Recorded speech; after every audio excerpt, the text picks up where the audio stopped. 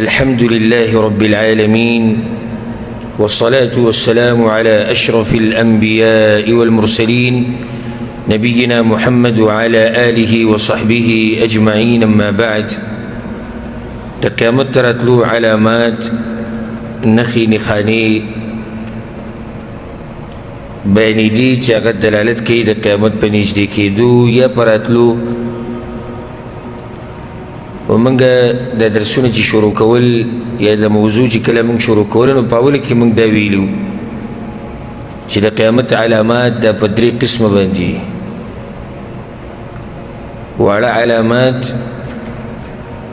بیا واړه علامات کم چې راښکاره شوي دي، دویم واړه علامات کم چې نه دي راښکاره شوي، او دریم غټ علامات د قیامت غټې نښې چې هغه به بلکل قیامت ته نږدې راښکاره کېږي. هغه نښې چې راغلې به په هغې پسې قیامت دی. نو کمې نښې چې راښکاره شوي دي هغه موږ ذکر کړي. اوس هغه دویم قسم به شروع کوو د الله په توفیق سره. هغه نښې چې هغې ته وړې نښې ویلی کېږي او لا نه دي راښکاره شوي.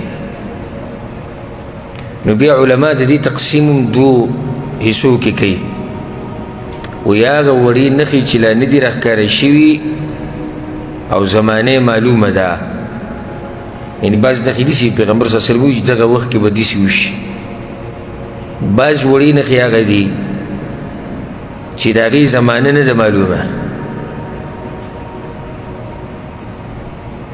بس بیا به موږ صرف په دې اکتفا کوو چې داسې به کېږي. کله به کېږي الله اعلم.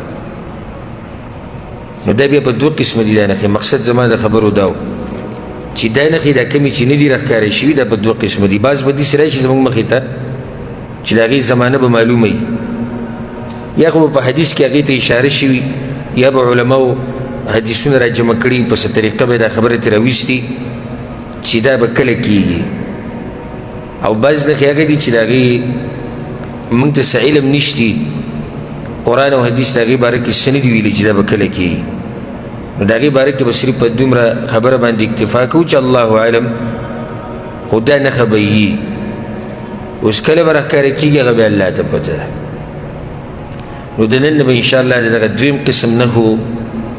ابتدا کوو. هغه وړې نښې چې لا نه دي راښکاره شوي.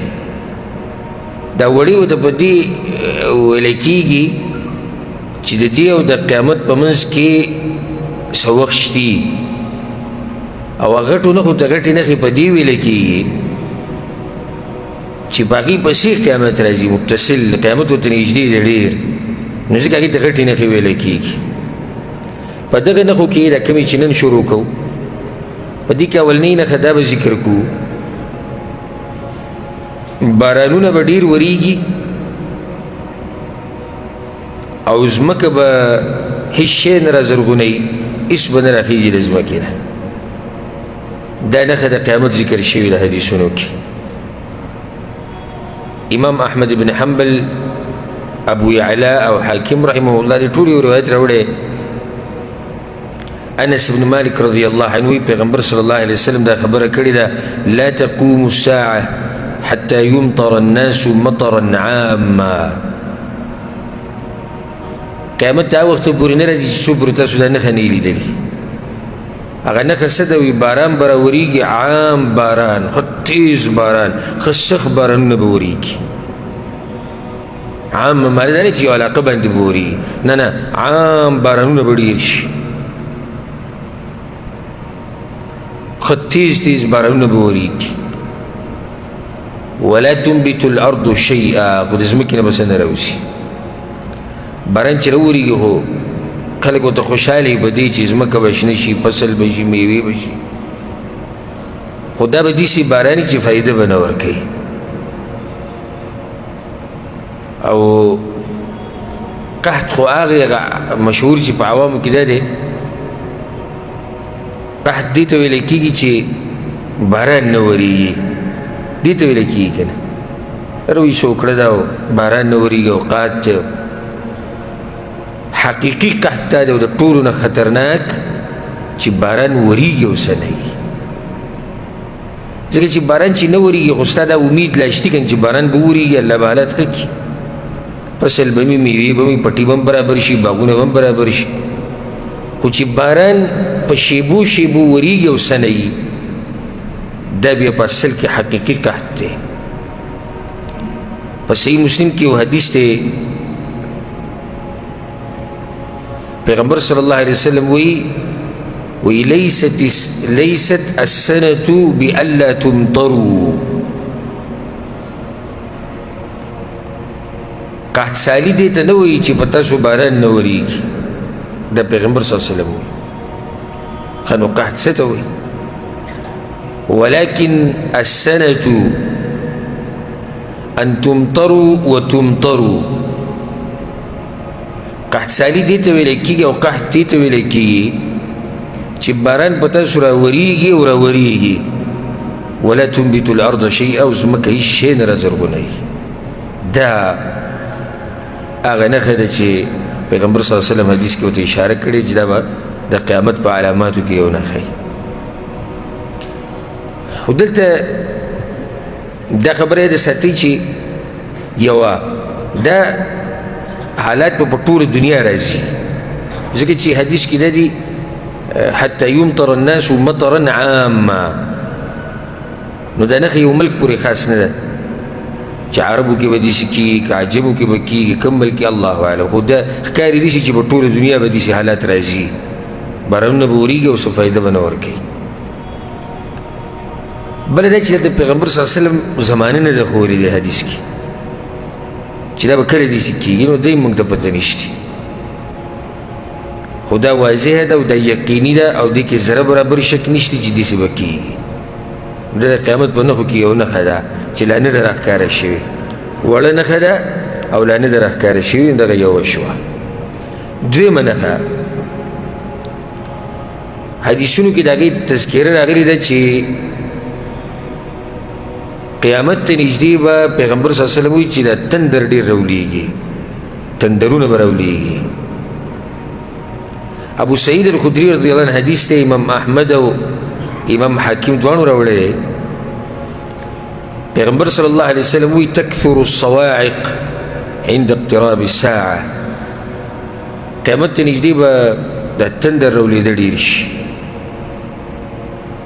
حتى يأتي الرجل القوم فيقول من صعق خلق به یو بل سره سهار له به دا خبرې کوي چې یاره په چا تندر راولېدله په چا ووایي چې صعق فلان و فلان نو دا خبرې به عامې یو روایت کې داسې راځي حتى يحدث بعضهم بعضا حتى يحدث بعضهم بعضا نو د خلکو به دغه موضوع بیا په دغه ورځو کې تندر به کوم ځای راولېدو څو مړه شو څنګه مړه شو کله مړه شو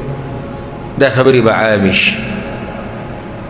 نو دا د قیامت ته رانږدې کېدو یو نښه د حدیث کې پیغمبر صلی الله علیه وسلم ښه واضح ذکر کړی ده چې څه به کېږي تندرونه به راولېږي او تندر تاسو ته پته چې هغه کله داسې چې اور ولګي د هغې د لاسه کله اوبه راښکاره شي سیلاب راشي اقسام دي د تندر بیا او دا به قیامت ته نږدې ډېرې شي او دا د الله عذاب دی ګورې رب العالمین چې وغواړي په دې باندې عذاب ورکولی شي د علاقه د هر څه قوم پې پوره تباه کولی شي الله د سمودیان مبارکې وایي واما ثمود فهديناهم فاستحبوا العمى على الهدى وی سمودیانو ته ما هدایت کړی خو د هغوی ړوندوالی خوښ ګمراهي خوښه و هدایت یې وانغستو فاخذتهم صاعقة العذاب الهون نو هغوی باندې داسې ناشنا عذاب الله راوستو چې یو تندر راونیول او ټول یې دلدل کړو نو په تندر سره الله عذابونه م ورکوي ويرسل الصواعق فيصيب بها من يشاء الله وایي زه تندرونه رالیږمه او بیا چې څوک وغواړم په هغې راولمه د الله مرضي ده نو دې مقصدي خبره د حدیثونو کې هغه دا وه یا د زما د دې خبرې مقصد هغه دا و چې د قیامت یوه نښه دا ده چې هغه لا نه ده راښکاره شوي چې تندر به ډېر راځي په قسمه قسم علاقو باندې به تندر راولېږي دا به قیامت ته نږدې ډېر شي او دې کې پیغمبر صلی الله علیه وسلم زمانه نه ده ښودلې چې دا به کله کېږي دا پیغمبر صلی الله علیه وسلم نه دی ویلي حدیث یې ویلي چې من اقتراب الساعه یتکثر الصواعق عند اقتراب الساعه تندرونه به ډېر شي قیامت ته نږدې وهغه ځای بالتحدید زمانه بالتحدید نه ده خو کله دجال په وخت کې مهدي راتلو په وخت کې عیسی علیه السلام راکوزېدو په وخت کې یاجوج و ماجوج په وخت کې د هغې نه مخکې د هغې نه وروسته نه یې ذکر کړي خو دا ګټو نښو نه دا مخکې ده دا ګټې نښې چې کومې اخره کې به راځي د هغې نه مخکې ده او زمانې نه ده معلومه والعلم عند الله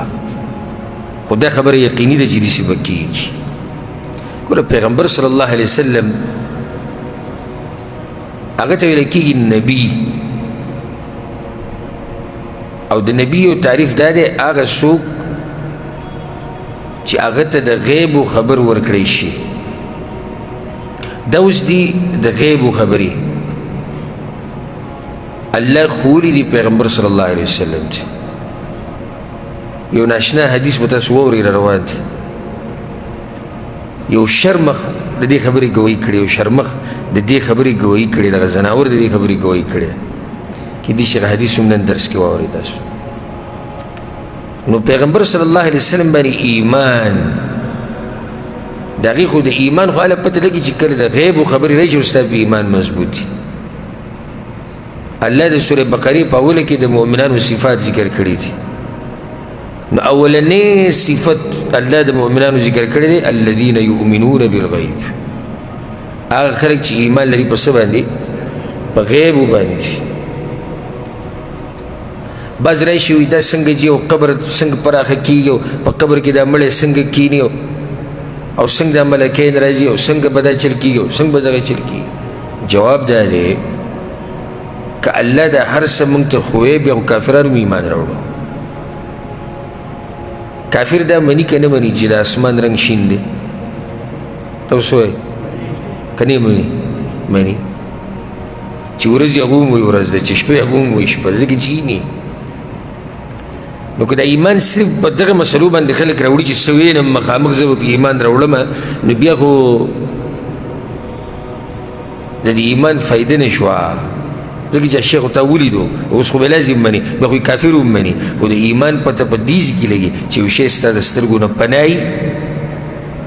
یو شی تا لیدلی نه او الله ویلي د الله پیغمبر ویلي او ستا په ایمان یې ته ځای کې به د ایمان پته لګي دې دلته خو د مؤمنانو دا درجې اوچتې دې دلته خو الله سبحانه تعالی دوی له ډېر څه ورکوي خو د آخرت ته مسلې وسواله د آخرت ته دا سا چې وځي او د هغه آخرت ته پورې بیا راپاڅېده دا ټولې خبرې د غیبو دي ټولې خبرې د غیبو دي او زموږ په ایمان دی والحمد لله علی ذلک نو دا ما غیبو کې دي پیغمبر صلی الله علیه وسلم ویلي چې به کېږي به کېږي نو څو نښې شوې دوه په دې درس کې دوه نښې بیان شو درېیمه نښه یو غلام سړی به باچا کېږي غلام څه ته مري ته وایي آزاد نه وي یو مری غلام به باچا کېږي باچایي به ورته میلاویږي او د هغه نوم به وي جهجاه جهجاه حدیث کې راځي په صحیح مسلم کې دا حدیث دی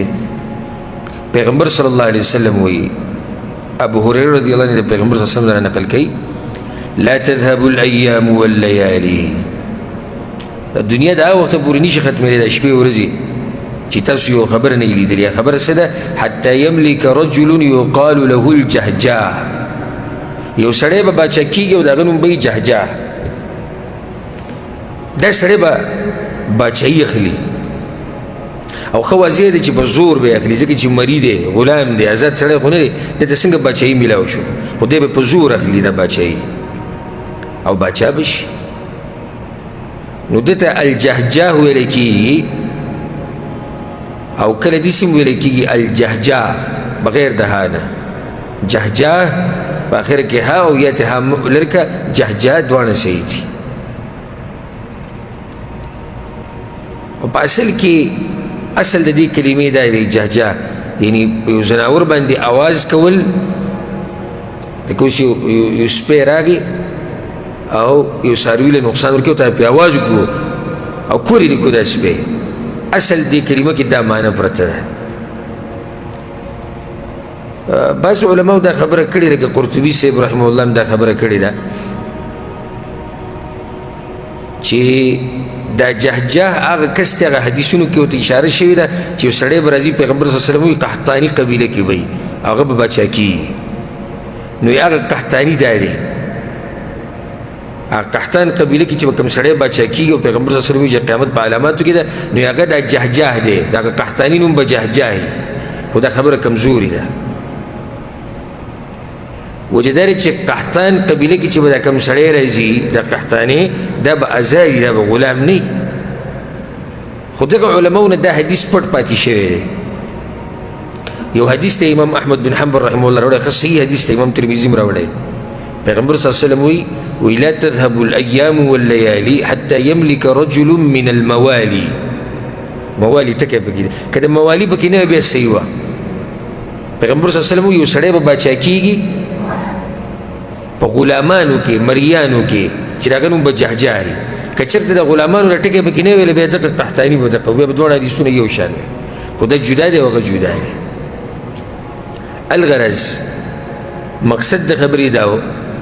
چې د قیامت په نښو کې یو نښه دا ده چې لا راښکاره شوې نه ده چې یو غلام او مري سړی به په خلکو باندې مشر کېږي، هغه ته به بادشاهي میلاویږي او د هغه سړي نوم به یې جهجاه. اوس دلته یو څو خبرې هغه ده، یو خو په دې حدیثونو کې د دې زمانې تحدید نه دی راغلی چې دا جهجاه به کله راشي، پته نشته. دویم دا جهجاه به مسلمانی او که مسلمان به نه وي نو د دې باره کې هم څه نه دي راغلي. ښه دا جهجاه به د حبشي که د بل ځای دی دې باره کې هم څه نه دي راغلي. او چې کله یو خبره کې څه رانشي، اگر که بعض علما به ورشي او تفصیل کوي، اوس دا وایو موږ چې یو خبره کې څه نه راغلي د شریعت طرف نه، نو پای کې غلي کېدل غوره دي. پای کې څه کول غوره دي؟ غلي کېدل بیا غوره سکوت به وکړو، صرف دومره به ووایو چې او دغه په صحیح حدیثونو کې ثابته ده چې یو سړی به باچا کېږي او نوم به یې څه جهجاه او دی به په اصل نه آزاد نه وي، دی به یي غلام او مري. نور تفاصیل نه دي معلوم، والعلم عند الله. څلورمه نښه کثرة الزلازل، زلزلې به ډېرې شي. حدیث کې دا راځي ابو هريره رضی الله عنه حدیث ته په صحیح بخاري صحیح مسلم کې دی چې پیغمبر صلی الله علیه وسلم په دغه حدیث کې د قیامت نښې ذکر کولې، نو یو پکې دا وایي وتکثر الزلازل، او زلزلې به ډېرې شي. په روایت کې داسې هم راځي چې وبعده سنوات الزلازل، داسې کلونه به راشي چې زلزلې به عامې شي. زلزله خو تاسو ته معلومه ده که زلزله د ځمکې دې جټکې ته وایي. بعض علما اوس دلته اختلاف دی، بعض علما وایي دا نښه ښکاره شوې ده، بعض وایي نه ده ښکاره شوې. کوم علما چې دا وایي چې دا نښه ښکاره شوې ده، نو هغوی وګوره بعضو ملکونو کې لکه تاریخ رواله وخت په وخت زلزلې راغلي دي. خو صحیح خبره دا ده چې دا نښه لا نه ده راښکاره شوې. امام ابن حجر رحمه الله ناشنا خبره کوي، وایي پیغمبر صلی الله علیه وسلم چې وایي چې زلزلې به ډېرې شي، د دې څه مطلب دی؟ زلزلې به پرله پسې راځي او په هره علاقه به راځي. داسې نه خبره ښکاره کېږي، داسې نه چې یو ځای کې زلزله راغله او بیا څه وخت بعد بل ځای کې راغله، نه نه داسې به نه، هر ځای کې به زلزلې عامې شي. جزیرة العرب کې دې ملکونو کې به هم راځي، زموږ په ملکونو کې به هم راځي، په نورو د انګریزانو د ملکونو چې دې کې به هم راځي. وخت په وخت به لږ لږ وقفې به او زلزلې به راښکاره کېږي، زلزلې به راځي، زلزلې به راځي. دا معنی ده. نو که دا معنی ته والو چې مراد ته شمولیت دی چې هر ځای کې وي او دوام به ساتي، یعنې په مخه به وي، نو بیا دا نښه راښکاره شوې ده که نه ده؟ نه ده راښکاره شوې. د قیامت په علاماتو کې یو علامه دا ده چې زلزلې به څه شي؟ ډېرې شي. او ډېرې شي معنی څه ده؟ عامه به شي، په هر ځای کې به وي او پرله پسې به وي. دا نه چې یو پیر راغلی او بیا ختمه شو او بیا 2 کاله او 3 کاله بعد زلزله راځي، کال بعد، نه نه، دا به ډېرې زیاتې شي. نو دا نښه په دې معنې سره لا نه ده راښکاره شي. دغه حدیث چې کوم موږ وایو د بخاري او مسلم ده په هغې کې دا دي پیغمبر صلی الله علیه وسلم فتنې به عامې شي ګناهونه به ډېر شي بیا به کې دا ویلي وتکثر الزلازل نو دې کې یوه فایده د زلزلې دا به هله ډېرېږي چې کله ګناهونه عام شي نو ځکه بعض علما ویلي دي وایي صحیح ده چې دا نښه مکمل نه ده راښکاره شوې خو ابتدای شوې ده ابتدای په دې شوې ده چې ګناهونه ورو ورو عام کېږي او دا زلزلو دا خبرې هم ډېرېږي پلاني ځای کې زلزله راغله او پلاني ملک کې دومره مړه شو هلته دومره مړه شو نو ابتدای نرۍ غونته کې شوې ده اگر که هغه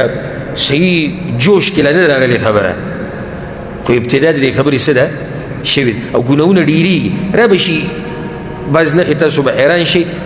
فحاشي به دومره عام شي چې په لارو کوڅو کې به خلک زیناګانې کوي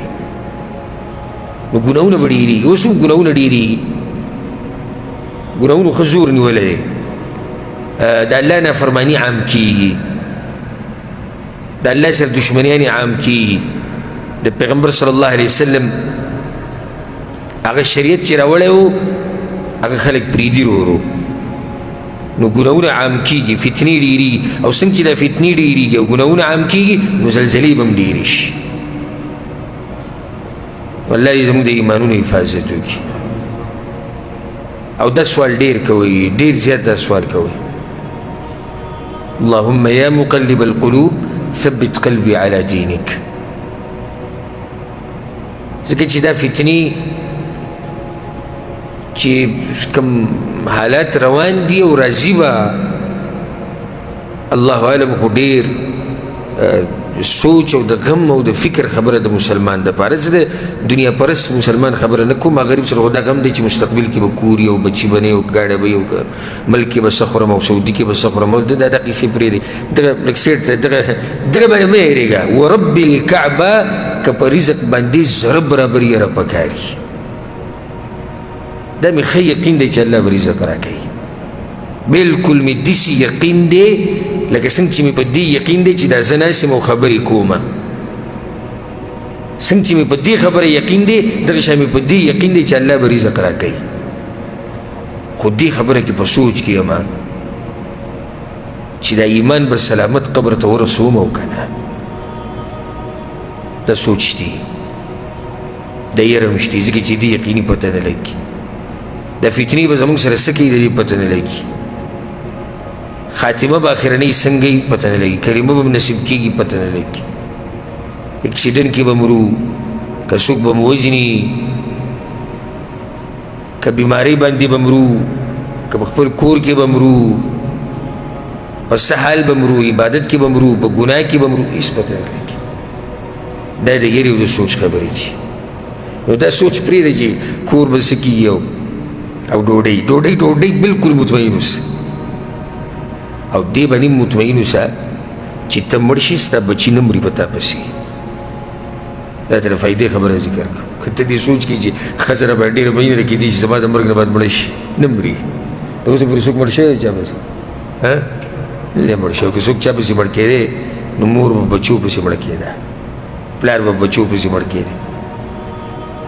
نو چېرته دا سوچو دا پرېږده دا سوچونه شاته یې ګزاره کړه ځان نیک عمله کړه الله ستا د بچو حفاظت کړي لکه څنګه چې هغه یتیمانان او خزانه الله وساتله د خضر علیه السلام په لاس باندې وکان ابوهما صالحا پلار یې نیک عمله ته ځان نیک عمله کړه الله ستا د بچو خیال ساتي دا سوچ ډېر اهم دی چې په دې فتنو کې به زموږ د ایمان څه حال وي اخره خاتمه به څنګه وي سلف صالحینو ډېرو نه داسې نقل دي جړل وی چا به ورته ولې جاړې څه چل دی خو یېرېږم داسې نه چې د دې مرګ په وخت کې رانه الله د ایمان وانخلي هغه د علم غرونه هغه د تقوا غرونه هغه د دیندارۍ غرونه هغه په دې خبره باندې یېرېدو دې خبره کې به سوچ کوو چې د ایمان به قبر ته رسي او که نه یو سړی مړ شي زموږ په مخ کې ایمان په حالات کې او د توحید د عقیدې په حالات کې د کابل عظمي د امام احمد بن حنبل رحمه الله یو قول په ذکر کتو هغه دا وی کوم سړی چې د پیغمبر په طریقه باندې مړ شو نو دا سړی په ټول خیر باندې مړ شو. پیغمبر طریقه معنی ده چې کم سړی مړ شو عقیده هغه وکم چې پیغمبر بیان کړی ده او عمل دي څنګه چې د پیغمبرو، نو دا سړی په خیر او په نیکیانو سره مړ شو. نو دا محنت او کوشش پکار دی، زه د پیغمبر په طریقه مړ شم، توحید په عقیده مړ شم. دا سوچ او فکر پکار دی. خو هلته دا سوچ ولې پکار دی؟ ځکه چې موږ ته د هغه مرګ نیټه نه معلومه، کله به مرګ راشي. نو بیا به احتیاط ډېر کړي. ځکه ما یو بیان کړی دی په دې باندې، هغه چې د پیدا کې واورئ اخره خاتمه به څنګه ښه خاتمه جوړېږي، د هغې ما اسباب ذکر کړي. نو یو سبب کې موږ دا ذکر کړی چې ګناهونه به ځان لرې ساتي. وجه دا ده د دې مرګ پته لګي چې کله به راځي، نه لګي که نه، نو کیدای شي د ګناه په درمیان کې مړ شي، نو ځکه به د ګناه ځان لرې ساتي. اوس ته دا وې چېرې زما د اخره خاتمه په ایمان وې او بیا د موبایل اخیستی فلم ګوري، خو مطلب دا شو چې ستا د اخرې خاتمې سره غم نشتي، ته نه یېرېږي. ته وایې که زه د فلم کتو کې مړ شم څه خبره نه ده. ته دا وایې که زه دا سندرې اورم او دې په دوران کې مړ شم څه خبره نه ده. که زه دا بل کار د ګناه کوم یا بل کوم یا بل کوم او دې کې مړ شم څه خبره نه ده، ځکه خو یې لګیا که نه. او که ستا پروا د اخرې خاتمې سره وې، تا به د ګناه نه ځان لرې ساتلی. چا ته پوښ وکړې لکه ولې ځان د ګناه لرې ساتي؟ یاره د مرګ پته نه لګي او دې سړي دې شي کې مړ شو، الله له به څه جواب ورکړو. نو ما تاسو ته یو درس کې دا خبر بیان کړې مو، یو کس زه ښه نږدې نه پېژنم، علاقه او زیر سیر راته معلوم دي. هغه دلته راغلی و، نو هغه ځوان هلک و، بیا دلته په دې فحاشیانو کې چېرته دې نشو تماشو باندې عادت شوی و. نو هغه دلته مړ شو، بیا ډېر وخت په تراجي کې پروت و، کیس یې نه ختمېدو. خپلوان وایي نه جي موږ یې وړو، پښتو یې پوره کوله. بیا به معلومات چې وکړو، ما نه تاسو دا مړی ولې دلته ساتلی، دا لېږئ ولې نه؟ وایي د باندې کیس دی دغه دی. نو ما دلته یې ښخ کړې، وایي نه وړو یې. نو کیس څه دی په ده باندې؟ دی ولې دومره لیټ شو؟ څه کاغذات یې ختم دي که څه؟ نه هر څه برابر، څه شی معلومات مې وکړو. دا هلک دی تللی و، د یو زنانه سره یې ټیم ایښودی و د زنا دپاره. نو ښه نشې تماشې کړي دي یو ځای، او بیا چې د کپړې ویستې د جنۍ سره زنا شروع کړې، د هغې په منځ کې دې ثابت دی. نو د نشې په حالات کې او عورت یې په حرام عورت کې دننه پروت و او لغړو ساتي وتی. نو بیا کیس په ده باندې زنانه هم نیول شوي و، او دا کیس و د څنګه رالو زنانه تپوسونه چې څو پورې دا کیس حل شوی نه دی، تاسو نشئ وړی. داسې اوس یو سړی په ګناه کې اخته و، اواز کې وشي چې الله سره ستا ملاقات دی، که نه کوم مخ باندې به الله ته مخامخ کېږي. که ستا د اخرې خاتمې سره غم وي، نو ته به ځان د ګناهونو لرې ساتې. نو څو نښې شوې؟ څلور. پنځمه نښه،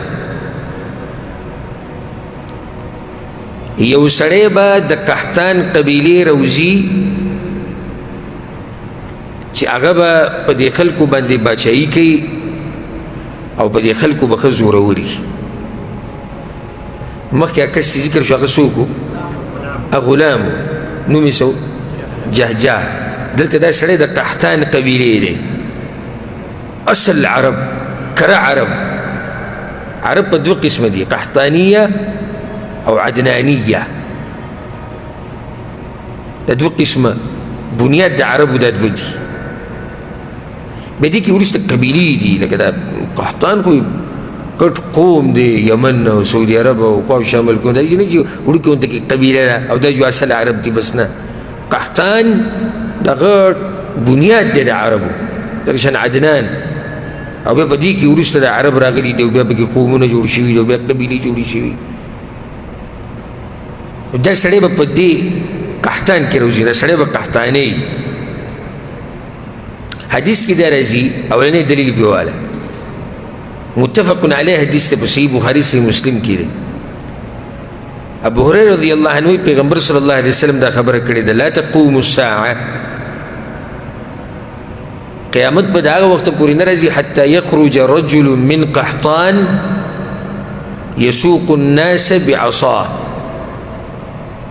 قیامت په دا وخت پورې نه راځي چې څو پورې د قحطان یو سړی په دې خلکو باچا شوی نه مشر شوی نه او دا خلک به ټول هغه خپل تابعدار کړي د امسا او د لوړ په زور. یو روایت کې داسې راځي امام طبراني راوړی چې لیسوقن رجل من قحطان الناس بعصا، خامخا به پیغمبر صلی الله علیه وسلم وایي دا کار کېږي چې د قحطان قبیلې یو سړی به مشر کېږي او دا خلک به یې تابعدار کړي خپل د څه په زور باندې؟ د امسا د لوړ په زور باندې. د دې څه معنی ده؟ دې کې لږ تفصیل دی. د دې څه معنی ده چې دی به خلک شړي یا خلک به تابعدار کړي د لوړ په زور باندې؟ نو دې کې د علماو دوه قوله دي. یو قول دا دی چې دا قحطانې خلق به د سم تابعداري. نو پیغمبر صلی الله علیه وسلم د امسا دې لپاره نه ذکر کړی دا لوړ چې دی به خلک وایي، خو مطلب دا دی چې خلک به د د خبرې خلاف ورزي هغه نه کوي. ټول خلک به دې قحطاني تابعداري خصم تابعدار وي. نو دا کنایت شو، دا نه چې دی په امسا او په لوړ وهل کوي، دا مطلب نه دی. اکثر علما دا معنی راوباسي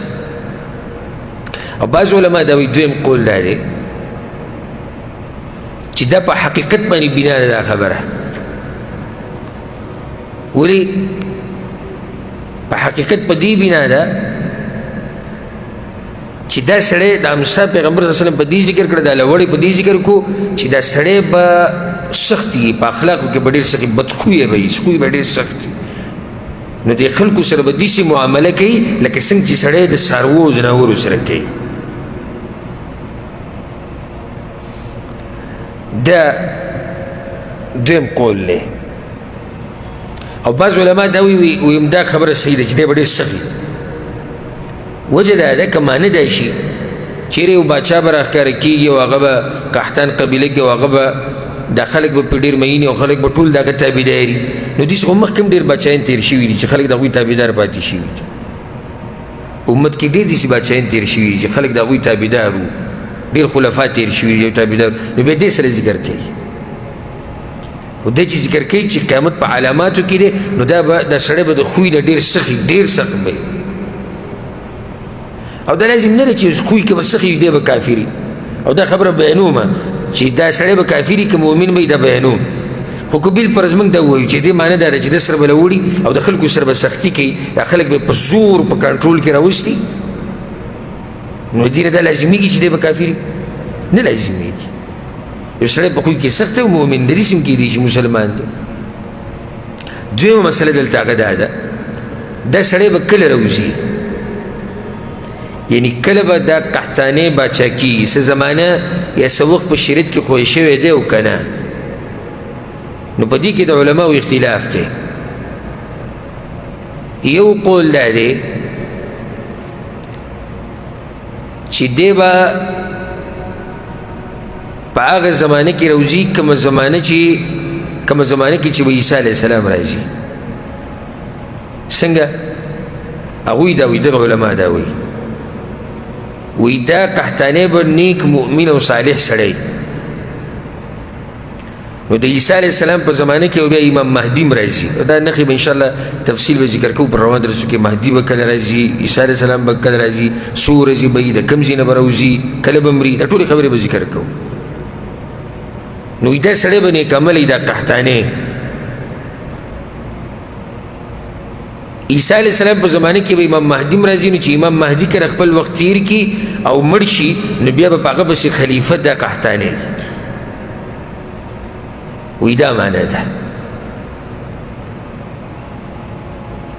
دوی په دې خبره باندې دلایل هم ذکر کوي. یو دا خبره ذکر کړې ده چې وی امام بخاري دا حدیث په کوم باب کې راوړی؟ کتاب المناقب کې. مناقب کې په دې راوړی دلیل دی چې سړی به نیک عمل وي، مؤمن به، نو په دغه وخت کې به ته باچایي میلاویږي. او دلیل په دې باندې دا دی، دلیل په دې باندې دا دی پیغمبر صلی الله علیه وسلم وایي چې دا خلافت په حمیر قبیله کې و، قحطان کې حمیر. بیا د حمیر والا نه الله واغستو فجعله فی قریش مشرتي الله چاله ورکړه قریش له وسيعود الیهم او په اخر زمانه کې به الله بیا حمیر ته راواپس کوي مالته دا قحطانې دی کنه نو حمیر هم دوی کې دي نو دا دلیل شو په دې باندې چې دې سړي ته په اخر زمانه کې دا خبره راواپس کیږي جواب د دې خبرې دا دی چې په دې باندې صحیح دلیل نشتی چې امام مهدي پسې به دا قحطانې خلیفه کیږي په دې باندې دلیل نشتی یو حدیث دوی پیش کوي هغه کمزوري حدیثونه پیش کوي لکه یو حدیث داسې بیانوي او که دا حدیث چې ته صحیح وي نو بیا خو خبره ختمېده بس هغه دا وي پیغمبر صلی الله علیه وسلم وایي چې زمانه بعد به خلافت وي د خلافت نه بعد به باچایي داسې راشي چې عمرا به د عمرانو نه بعد به امیرانو نه بعد به ملوک راشي ملکانان به راشي بیا به جبابره راشي زورور ظالمان به پکې او بیا به زما د اهل بیتونه یو کس راشي چې هغه به عدل او انصاف په دنیا کې خوري څوک دی امام مهدي دی ثم يؤمر القحطاني بیا به څوک راځي بیا به قحطاني راځي په مهدي پسې دا حدیث امام طبراني راوړی خو سند کمزوری که دا حدیث برابر وي خبره ختمه وه که دا حدیث برابر وي نو بیا خو واضحه وه چې قحطاني د امام مهدي نه بعد دی او قحطاني مؤمن هم دی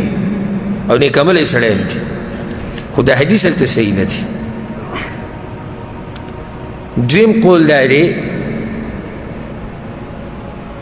چې قحطاني به هله راوځي چې کله الله په مؤمنانو باندې هغه سیلۍ به راولي ښایسته سیلۍ دا نښه به تاسو اورېدلې قیامت ته نږدې به الله سره ولي سیلۍ تفصیل به بیانوو په روان درسونو کې د دې سیلۍ سره ډېره پسته او خوږه او خوشبو واله سیلۍ به چې کوم مؤمن هم دا سیلۍ راکاږي هغه به مړ کېږي او د هغې نه بعد به په دنیا کې ټول بدعمله خلک پاتې شي نو بعضو علماو دا خبره کړې ده وایي دا قحطانې به په دغه ورځو کې راوځي نو بیا دوی د خبرې نه دا واضح شو مطلب دی چې قحطانې به مؤمن نه وي قحطانې به مؤمن نه وي ځکه به په دغه وخت کې دی مشر کېږي نو بیا به دوی د خلکو سره دغه زیاتۍ کوي او ظلمونه به کوي زورور سړی به وي او بد اخلاقه به وي لغړ به ورسره دا خلک به ټول تابعدار کړي خو هغه خلک چې کوم بدترین دي هغه مؤمنان به څه شي مؤمنان به مړه شي او په دې یو دلیل دا هم دی امام بخاري رحمه الله په خپل کتاب کې یو کتاب راوړی کتاب الفتن د فتنو تذکیره کړې ده نو په هغه ځای کې دا روایت راوړی نو امام بخاري هم په دې خبره کې په کشمکش کې دی ځکه چې یو ځای کې دا روایت په کتاب المناقب کې راوړو چې قحطانې کېدی شي مؤمن ښه سړی اوس دلته په کتاب الفتن کې راوړو نو دې ښکاري چې امام بخاري وایي کېدی شي دی په هغه وخت کې به راوځي چې کله مؤمنان ختم شي او دله بیا دته باچایي میلاو شي او دا به مؤمن نه وي ځکه علما وایي خلاصة القول د خبرې خلاصه دا ده چې ان القحطاني امره مشکل د خبره دې چې لږه پټه ده په څه کې پټه ده یا خو دا سړی مؤمن دی نو کله به راوځي امام مهدي نه بعد د خلافت میلاویږي یا د عیسی علیه السلام زمانه ووایه او یا خو دی مؤمن نه دی ظالم او زورور به نو بیا به دی کله راوځي کله چې مؤمنانو باندې هغه ښایسته او خوږه سیلۍ راشي هغه پسته سیلۍ د هغې نه بعد به بیا دی باچا کېږي الله اعلم زه خو خپل ځاني دې کې توقف کوم که ما ته څوک وایي چې ته کوم خبرې له ترجیح ورکوې نو بعض علما وایي د مهدي نه بعد دی نیک سړی دی بعض وایي نه د مؤمنان به ختم شي بیا به دی راځي او زه به کې توقف کوم الله اعلم ځکه چې دې کې داسې واضحه ټوس دلایل چې بلکل دا خبره ترې واضحه راښکاري چې قحطانۍ به کله راوځي دا نشته بله دا خبره د دې قحطاني بعض علما کوشش کوي چې د دې قحطاني نوم ذکر کړي چې دا به څوک وي نو څوک وایي دا جهجاه دی د ده نوم څه دی جهجاه خو خبره موږ رد کړه ولې جهجاه غلام دی مري دی او قحطاني آزاد سړی دی د غټ خاندان نه دی بعضو دا خبر ذکر کړی ده وی د ده نوم به شعیب ابن صالح و دا خبر هم سندن نه ثابت چې د نوم به شعیب ابن صالح القحطاني دم نه ثابت خدام نه ثابت ده پیغمبر صلی الله علیه وسلم وی چې د سره به لوړي او دا خلک به شړي چېرته به شړي هېڅ پته نشته خو حاصل کومه خبره چې اهم د هغه څه ده اهم خبره څه ده د قحطان قبیلې یو سړی به راوځي هغه ته به باچایي میلاویږي او یا خو ډېر ښه سړی به وي ډېر مؤمن او عادل باچا به وي او دا خلک به ټول د هغه څه تابعدار به وي څوک به دا خلاف ورزي نه کوي او یا دا چې دا سړی دا قحطانی به څه دی به کافر وي بېدینه به وي او سخت به وي بد اخلاقه به وي بدخویه به وي نو د لوړ په زور به یې دا خلک ټول راګیر کړي دا اهمه خبره باقي تفصیل ما ته اوس ته بیان کو والله اعلم نو څو نښې شوې 5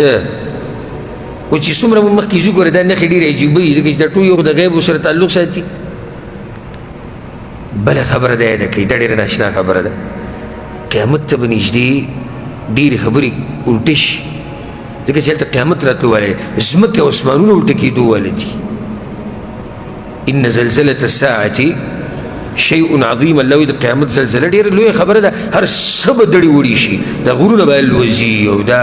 انسانان به ختم شي مخلوق به ختم شي نو چې دا هر څه الټه کېږي نو ډېرې خبرې به ناشنا راښکاره کېږي نو ځکه به تعجب نه کوې یاره دا څنګه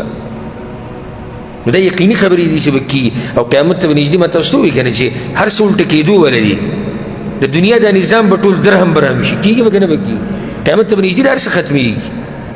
دا ستوري به راډوړېږي د اسمان نه به پوستکې وځي دا ځمکه به ختمېږي بله ځمکه به راځي نو چې دا هر څه الله الټه کوي او بدلوي او دا نظام ختموي نو داسې ډېر ناشنا کارونه به الله راښکاره کوي قیامت ته نږدې په هغه ناشناو کې یو ناشنا دا ده دا کومه نښه چې زه ذکر کوم شپږمه نښه دا ده چې حیوانات به د خلکو سره خبرې کوي حیوانات او څاروي به د خلکو سره خبرې کوي او جمادات هم جمادات څه معنی ده هغه شی چې سا پکې نه وي هغه هم خبرې کوي حدیث به بیان کړو بیا به مسله واضح کړو حدیث کې دا راځي امام احمد امام ترمذي راوړی دی امام ابن حبان هم راوړی پیغمبر صلی الله علیه وسلم وی والذي نفسي بيده په هغه رب مې د قسم د چا په لاس کې چې زما ساه ده لا تقوم الساعة حتى يكلم السباع الإنس دا وقت پورې قیامت نه راځي چې څو پورې زناورو سباع درنده زناورو ته ویل کېږي چې څو پورې زناورو د انسانانو سره خبرې نه کړي وحتى يكلم الرجل عذبة صوته چابک نه چابک دی چابک ته موټی یو پړی ورته یې پړی ای دې سر ته جوړوي د دغه پړي نه هغه چا نیولی چې څوک پې سزا ورکوي دې ته په عربۍ کې عذب ویل کېږي نو د دې چابک دا سر یا طرف دا به هم د دې خپل مالک سره خبرې کوي وشراک نعلیه او دا سړی به د خپلو پیزار د تسمو سره هم خبرې کوي پیزار کې تسمه لګېدلې که نه د دې تسمې سره به دا سړی خبرې کوي ويخبره فخذه بما احدث اهله بعده او چې کله دې د کور نه وځي او بیا راشي نو دا ورون نه دی ورون بعضو ته پتون وایي دا پتون او دا ورون به دې سړي ته حل وایي چې د کور والا څه څه کړي دي او څه یې نه دي کړي قیامت ته نږدې به داسې کېږي او دا خبرې په حقیقت باندې بنا دي همدقه شان به کېږي لکه بعضو علماو دا تعویل کړی دی وی د دې نه مراد دا ټکنالوجي ده څه دې مراد دي ټکنالوجي ده لکه دا موبایل شو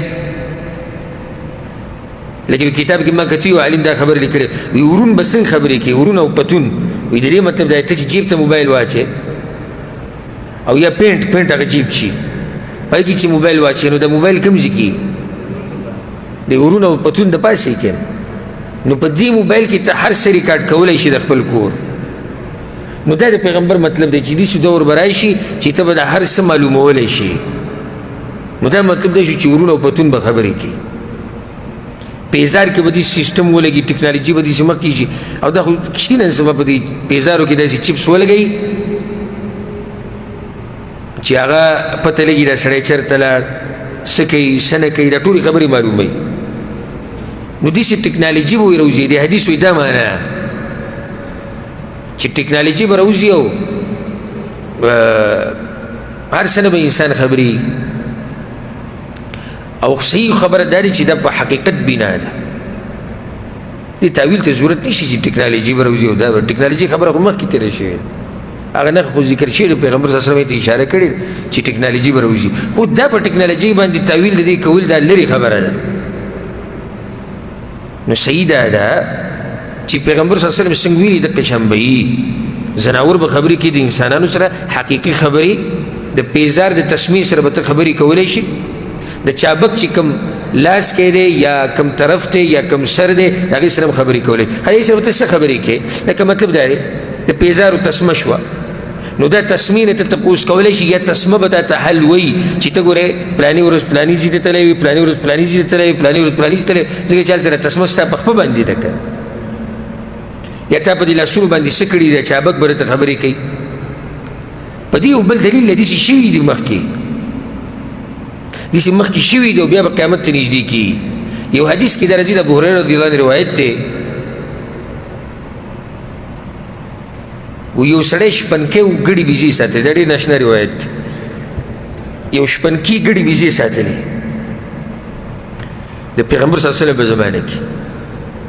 نو په ده باندې एकदम شرمخ حمله وکړه. راغی نو یو ګډه یې وتښتوله، د کنډک نه یو ګډه وتښتوله. د شپنکۍ پسې ورغی، یو هغه ګډه یې خلاصه کړه. فصعد الذئب على تل، دغه شرمخ یو ډیرکۍ ته وختو، یو دنګزي ته وختو. اول ته کېناستو په خپلو کوناټو باندې څنګه چا کیني، هغه لاسونه ودرېو ولاړو هلته و د هغه ځای یې دا آواز وکړو دې کس ته شرمخ ګوره زه هم داسې شوي دي مخکې دلیل مې دې دپاره بیانوم. نو بیا هم کېدی شي وی عمدت الى رزق، زه خو په داسې رزق پسې روان وم چې الله راله راکو. انتزعته مني، هغه ته زما نه راښکو. دا خو زما رزق دی، زما رزق الله په دې ګډو بیزو کې اچولی دی، بس زه یې خورم. ته زما نه د الله هغه رزق منع کوي چې الله ماله راکړی. بیا هغه سړي وي چې تالله په الله بې د قسمي څه ناشنا خبره ده. ان رأیتک اليوم ذئبا یتکلم، شرمخ هم خبرې شروع کړي. ښه صحیح خبرې کولې.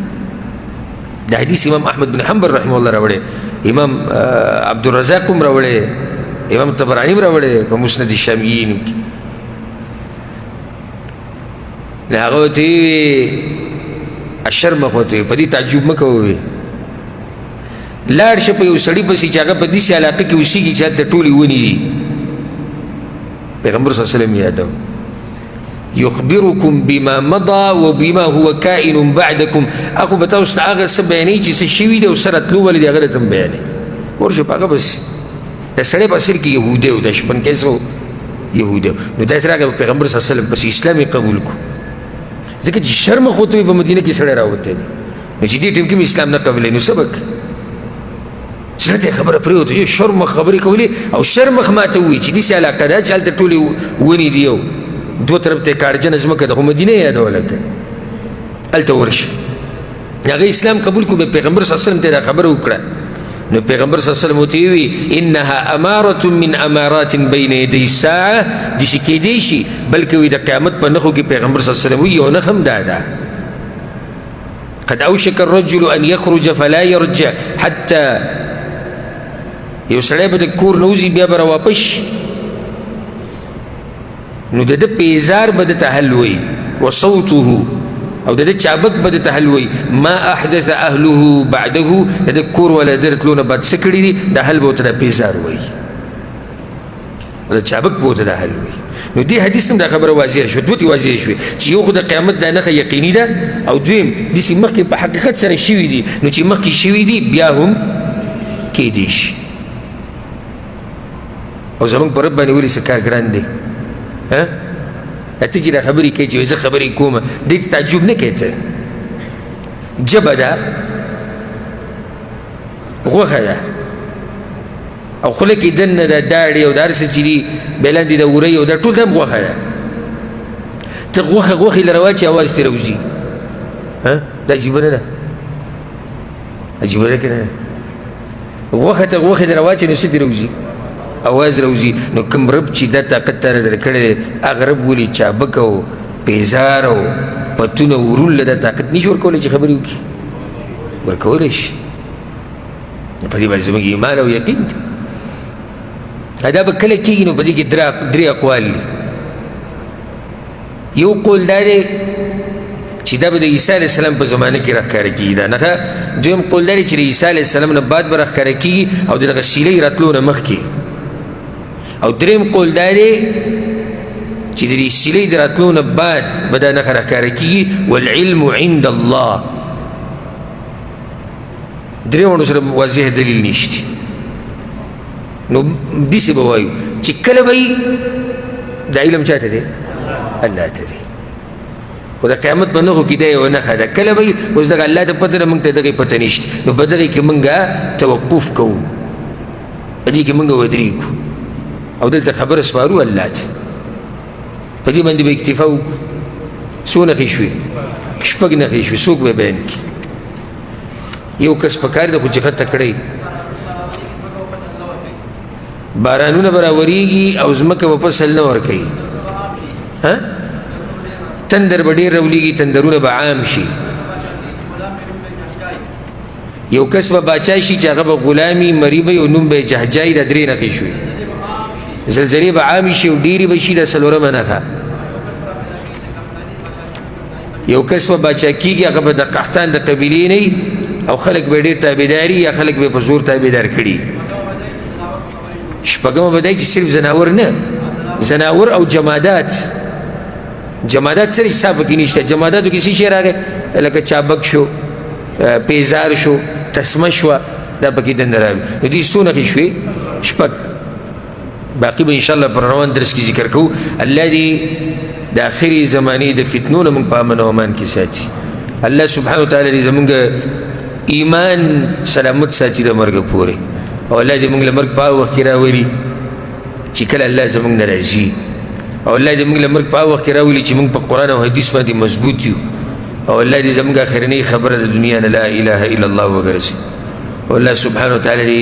موږ له توفیق راکړي چې د اسلام او د مسلمانانو خدمت وکړو هذا والله أعلم وصلى الله وسلم على نبينا محمد وعلى آله وصحبه أجمعين